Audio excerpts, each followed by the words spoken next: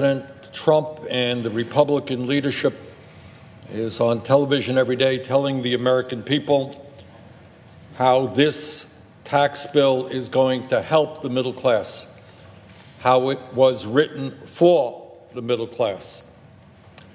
Unfortunately, I will not shock too many people by suggesting that what President Trump is saying is not truthful. This legislation, according to independent studies, will provide 60% of the benefits to the top 1%. So we are living in a moment in American history where we have massive levels of income and wealth inequality, where the top 1% now owns almost as much wealth as the bottom 90%, where three wealthiest people in this country own more wealth than the bottom half of the American population, and yet my Republican colleagues believe that this is a moment in which 60% of the benefits of the so-called tax reform bill should go to the 1%. Meanwhile, millions of middle-class families will end up paying more in taxes. So we have a situation where the wealthy who need tax breaks the least will benefit the most, and many millions of struggling working-class and middle-class families will end up paying more in taxes at the end of 10 years. Madam President, the President of the United States and my Republican colleagues tell the American people that trickle-down economics, giving huge tax breaks to the wealthy and large corporation, will expand the economy, will create new jobs, and will pay for the deficit that this legislation brings about. And the simple truth is that trickle-down economics is a fraudulent theory. It has failed miserably in Kansas, where it has been most recently put into effect. It failed under the Reagan administration, and it failed under the administration of George W. Bush. But what interests me the most, Madam President, is that my Republican colleagues will not tell the American people how they are going to be paying for the $1.4 trillion increase in deficits that this bill creates. You got a $1.4 trillion increase in deficits. How's that going to be paid for? And my view is, without doubt, that as soon as this legislation is passed, the Republicans will come back and they'll suddenly rediscover their religion about deficits, and they will go before the American people saying we need, quote unquote, entitlement reform, or we need welfare reform. So let me translate for you what entitlement reform means.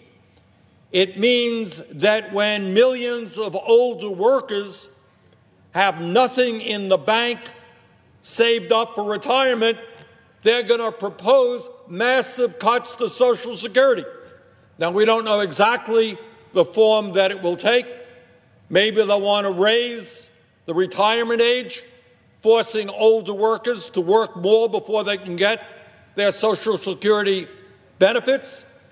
Maybe they will cut back on cost of living increases through a so-called chained CPI, which means lower benefits. They're going to go after Medicare. Maybe their idea will be to privatize Medicare, convert it into a voucher program, and say to older Americans, here's a check for $8,000. You go out and find the private insurance that you can, and good luck to you, if you're dealing with heart disease or cancer with your $8,000 check. And they will no doubt come back to slash Medicaid. Now, these are not just wild ideas that I have been thinking about. This is pretty much what was in the budget the Republicans voted for right here on the floor of the Senate. They have already voted for a $1 trillion cut over a 10-year period to Medicaid. And that means massive reductions in help, not only for lower-income Americans, not only for children, but for people in nursing homes.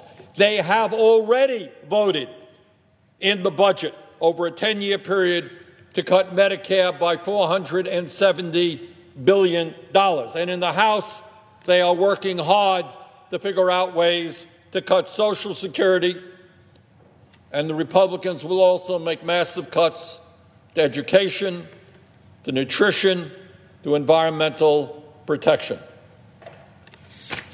The other day, I sent a letter to Senate Majority Leader Mitch McConnell and to the Speaker of the House, Paul Ryan.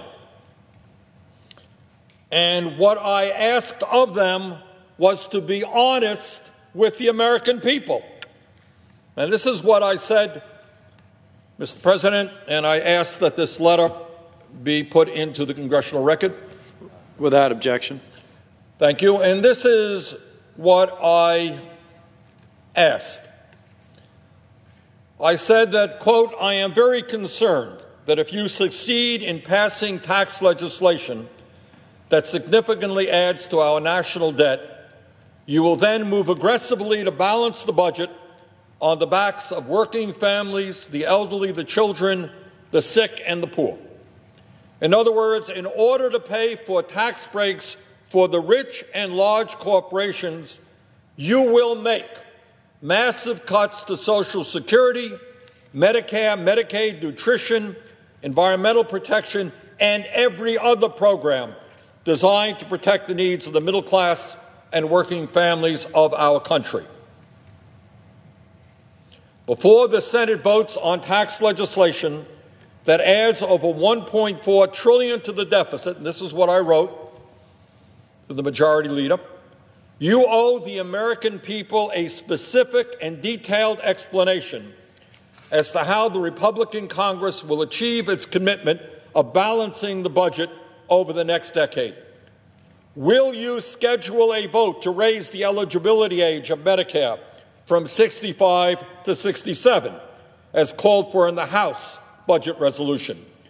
Will you attempt to end Medicare as we know it by giving seniors vouchers to purchase private health insurance, something long supported by Speaker Ryan? How much will you cut Social Security?